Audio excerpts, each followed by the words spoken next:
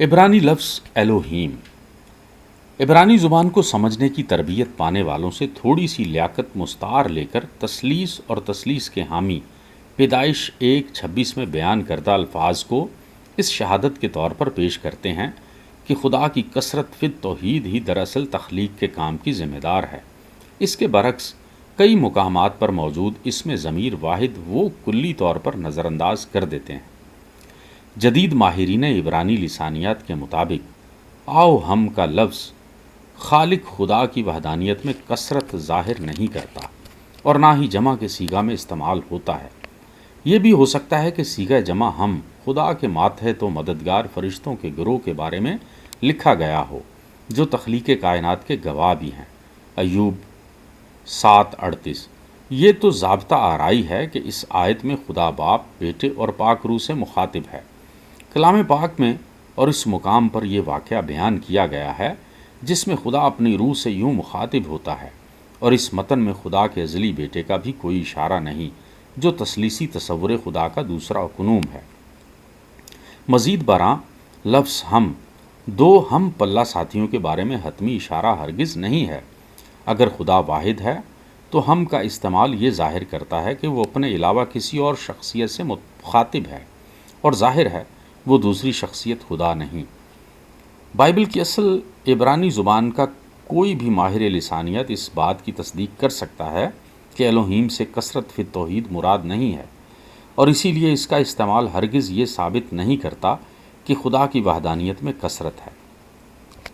کسی زبان کا حتمی معنی جاننے کے لیے اس کی زباندانی کے اصولوں سے واقفیت ضروری ہے، اور درست معنی و مقصد سمجھنے کی تحقیق کے لیے یہ ناگزیر ہے۔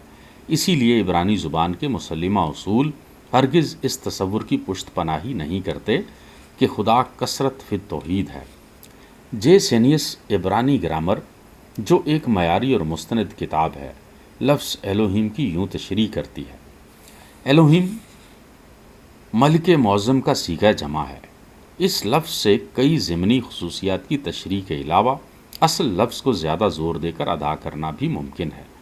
زبان و بیان کے اصول الوہیم کی عددی کثرت کے خیال کو قطعاً رد کرتے ہیں۔ جب کبھی یہ لفظ خدا واحد خدا کے لیے استعمال ہوا ہے، اور یہ بات اس کے ساتھ ہمیشہ استعمال ہونے والے واحد خاصہ خصوصیت کا واحد سے پایہ ثبوت تک پہنچتی ہے۔ اس حقیقت کا احترام کرنا بھی لازم ہے کہ اپنی زبان سے گہری واقفیت رکھنے والے یہودی کبھی اس شبہ میں گرفتار نہیں ہوئے کہ پیدائش میں بیان کردہ یہ صیغہ جمع خدا کی ذات میں کثرت کی جانب اشارہ کرتا ہے۔ لیکن اگر ہمیں یہ شک ہو کہ یہودی اپنے مقدس صحائف میں سے کوئی چیز سمجھ نہیں سکے، تو اس مذکورہ آیت کے بعد مرقوم آیات کا مطالعہ لازم ہے جس میں لفظ خدا کے ساتھ ہمیشہ واحد اسم ضمیر سنگولر ناؤن استعمال ہوا ہے۔ پڑھیے آیات 27 تا 31۔ اور خدا نے انسان کو اپنی صورت پر پیدا کیا، خدا کی صورت پر اس کو پیدا کیا۔ اس آیت سے قاری یہ نتیجہ نکالنے پر مجبور ہو جاتا ہے کہ شخصیات کی نہیں بلکہ لا محالہ ایک شخص کی بات ہو رہی ہے۔ مزید غور طلب بھی ہیں یہ آیات: خدا نے کہا، دیکھو میں روئے زمین کی کل بیج دار سبزی اور ہر درخت جس میں اس کا بیج دار پھل ہو تم کو دیتا ہوں، یہ تمہارے کھانے کو ہوں۔ عبرانی میں خدا کے لیے مستعمل لفظ الوہیم کی گہرائی میں جانچ کرنے سے اس خیال کو ہرگز مقبولیت نہیں ملتی کہ پیدائش 1:1 میں مندرج لفظ خدا سے مراد خدا باپ، بیٹا اور پاک روح ہے۔ تاہم اس قسم کی تفسیر میں حائل رکاوٹیں بھی ہماری نظر سے اوجھل نہیں ہونی چاہیے۔ اگر اس متن میں لفظ الوہیم کو صیغہ جمع کے طور پر قبول کر بھی لیا جائے تو پھر اس متن میں اس کی کیا وضاحت کی جائے جہاں یہ موسیٰ کے لیے استعمال ہوا ہے؟ پھر خداوند نے موسیٰ سے کہا، دیکھ میں نے تجھے فرعون کے لیے گویا خدا ٹھہرایا۔ خروج 1:7۔ ظاہر ہے موسیٰ کی وحدت میں کوئی بھی کثرت کی تلاش نہیں کرے گا۔ مزید برآں غیر قوموں کا دیوتا دجون کو بھی اسی لفظ الوہیم سے مخاطب کیا گیا ہے۔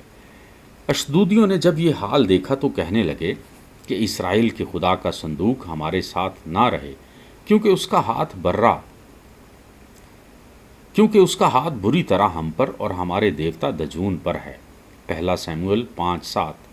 اسی طرح اموریوں کے خدا کو بیان کرنے کے لیے بھی یہی لفظ استعمال ہوا ہے۔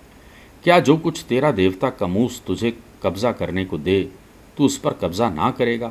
قضات 11:24۔ اور پھر خود مسیح کے لیے لفظ الوہیم استعمال ہوا ہے، زبور 45:6، عبرانیوں 1:8۔ اب کوئی بھی اس بات پر بحث نہیں کرے گا کہ مسیح کی شخصیت میں کثرت ہے۔ اسی گواہی کی بنیاد پر ہم یہ نتیجہ نکالتے ہیں کہ یہودی بھی، جن کی زبان میں پرانا عہد نامہ قدیم تحریر کیا گیا، ایک برحق خدا کے لیے لفظ الوہیم استعمال کرتے ہوئے کبھی بھی اس جمع کے معنوں میں نہیں لیتے۔ جو لوگ پیدائش 1:26 میں تثلیث یا تثلیث کی تلاش کرتے ہیں، وہ ضرور ایک زبردستی کی تفسیر پر مائل ہیں۔ بناوٹ کے اعتبار سے الوہیم جمع ہے، مگر معنی کے اعتبار سے واحد۔ جب یہ واحد خدا کے لیے استعمال ہوتا ہے تو اس کے بعد استعمال ہونے والا فعل ورب واحد استعمال ہوتا ہے۔ 12ویں صدی سے پہلے کسی کو یہ خیال نہ آیا تھا کہ عبرانی میں خدا کے لیے مستعمل لفظ سے کثرت فی توحید ظاہر ہوتی ہے، اور اب تو بہت سے تثلیثی عقیدہ کے حامیوں نے بھی پیدائش 1:1 اور 1:26 کے حوالے سے بحث کرنا ترک کر دی ہے۔ تاہم جو لوگ اب تک الوہیم کو صیغہ جمع میں شمار کرتے ہیں، ان کے لیے یہ سوال جائز ہے کہ اب خدا کے ساتھ اوں کیوں نہیں لگائے، کیونکہ اردو زبان میں خدا کی جمع بنانے کے لیے اس کے ساتھ واو نون غنہ لگانا پڑتا ہے، اور اگر پیدائش 1:26 میں لفظ ہم سے یہ مراد ہے کہ خدا کی وحدت میں کثرت ہے، تو پھر خدا کے لیے ہمیشہ لفظ ان یا انہوں استعمال ہونا چاہیے۔ لیکن یہ بات تثلیثی نظریہ کے حامیوں کو کڑوی معلوم ہوتی ہے، کیونکہ ان کا تصور زبان منطق کے اصولوں کی نفی کرتا ہے۔ اگر خدا واقعی جمع ہے تو پھر پیدائش کی پہلی آیت یوں ہونی چاہیے، ابتدا میں خداؤں نے، تب ہی تثلیثی نظریہ میں پنہا کثرت الہ کا رجحان واضح ہوگا۔